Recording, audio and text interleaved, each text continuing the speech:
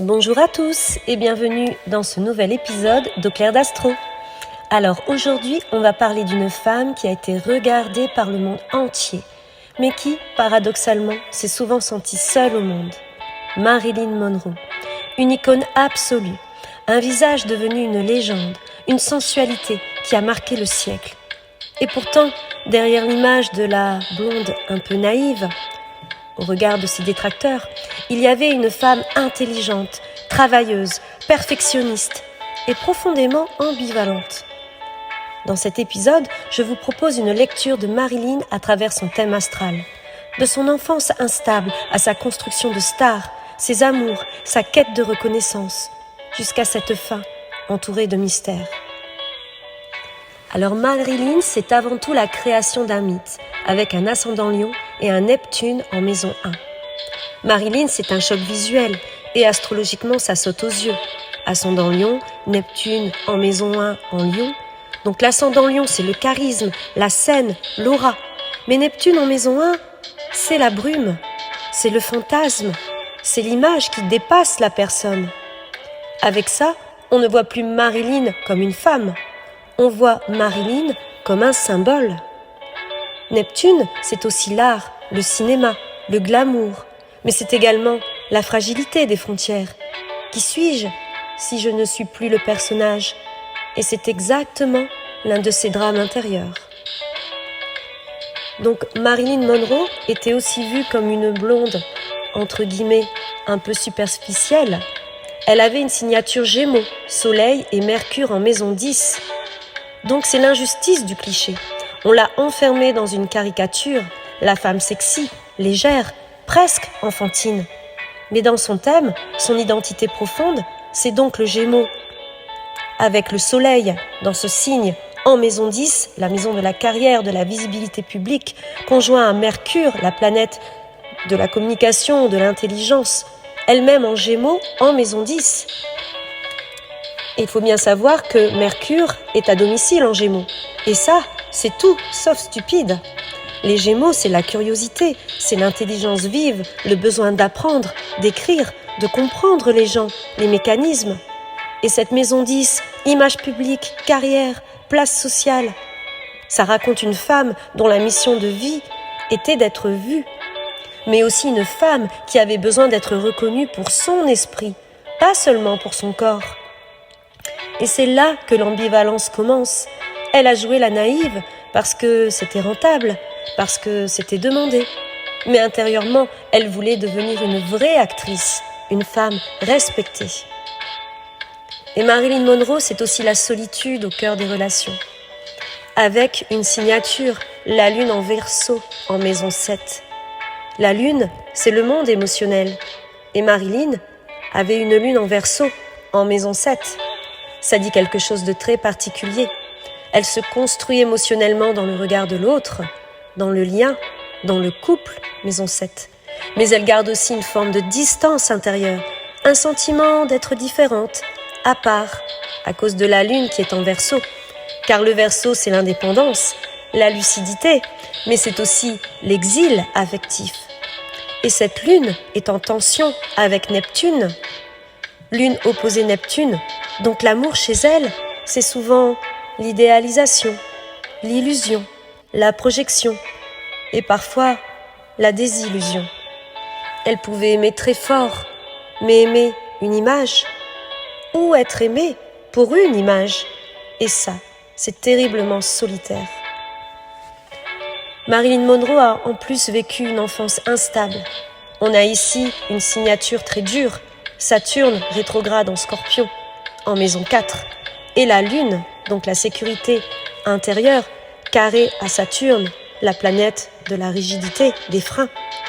Donc on ne peut pas comprendre Marilyn sans regarder cette fameuse maison 4, la maison des racines, la maison de la mère, de l'enfance, de la sécurité. Et là on a donc ce Saturne rétrograde en Scorpion, en maison 4. C'est une signature d'enfance lourde, marquée par la peur, par le manque, l'insécurité émotionnelle.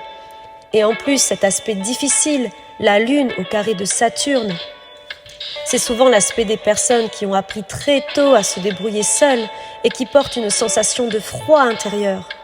avec cette petite phrase « Je dois être forte, je dois mériter l'amour ». Et Saturne en Scorpion, c'est aussi le traumatisme, le contrôle, les secrets, parfois les non-dits familiaux. Donc même si elle devient Marilyn, même si elle brille, il y a au fond d'elle la petite Norma Jean Baker, cette petite fille qui cherche encore une maison, une stabilité, un socle. Et Marilyn, c'est en plus la femme désirée, mais également la femme blessée, avec son Mars en Poisson, en maison 8, et Uranus aussi en maison 8. Donc Marilyn, elle a cette signature. La maison 8, c'est l'intimité, la sexualité, la fusion, le pouvoir, la dépendance, les zones d'ombre. Et Mars en Poisson, c'est une énergie hyper sensible qui aime par absorption, par abandon. Et Uranus en maison 8, c'est la signature des secousses, des ruptures, de l'imprévisible, une instabilité dans la manière de vivre l'intimité. Alors ça décrit souvent une femme qui peut confondre amour et sauvetage, désir et besoin d'être rassurée, sexualité et preuve d'existence. Et en même temps, elle avait une puissance magnétique évidente parce que la maison 8, c'est aussi la maison de la fascination. Et donc Marilyn endossait le glamour comme armure, avec cette signature Lilith, donc la lune noire en Lion, en maison 1, et Lilith Trigone à Vénus. Et là, on touche une clé. Lilith en Lion en maison 1 à 29 degrés. Le 29e degré, chaque signe en compte 30, c'est souvent un degré de bascule. L'intensité y est maximale. Lilith, c'est le féminin indomptable, le tabou, le magnétisme, ce qu'on projette sur toi. Donc Lilith en Lion, en maison 1, c'est « je suis un mythe et je ne peux pas m'échapper de ce mythe ». Et elle a un aspect magnifique. Lilith ici est trigone à Vénus, donc c'est un aspect de prime abord harmonieux.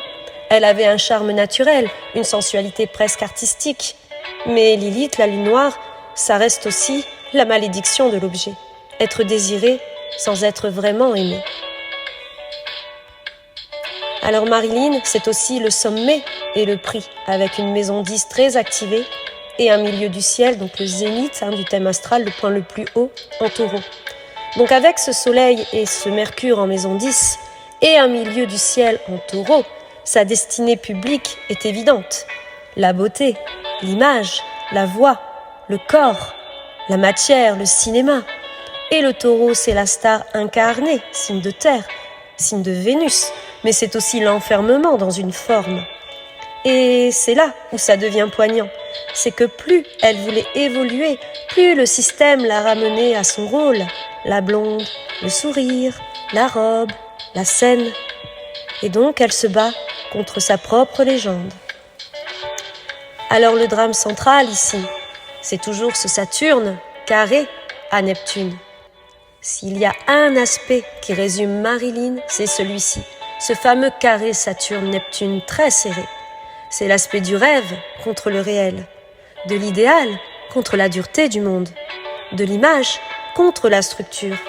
Et ça peut donner des périodes de dépression, de fatigue, une sensation d'être incomprise, une fragilité psychique et parfois une fuite par le sommeil, les médicaments, l'évitement. Neptune ici, en mauvais aspect. C'est aussi l'aspect des personnes qui veulent rendre leur vie belle, mais qui ont du mal à la rendre stable, Saturne. Et Marilyn, c'est ça, un chef-d'œuvre sans fondation solide. Autre histoire connectée également, on ne peut pas évoquer Marilyn Monroe sans évoquer les Kennedy. Pouvoir et fascination, maison 8, plus Neptune, l'image publique. Donc astrologiquement, Marilyn attire les sphères de pouvoir parce qu'elle a donc cette maison 10 très forte, la visibilité publique. La maison 8, très activée, c'est la fascination, l'intimité, les secrets, les tabous. Et Neptune, le fantasme collectif, en plus dans la maison de l'identité. Donc ce qu'elle projette.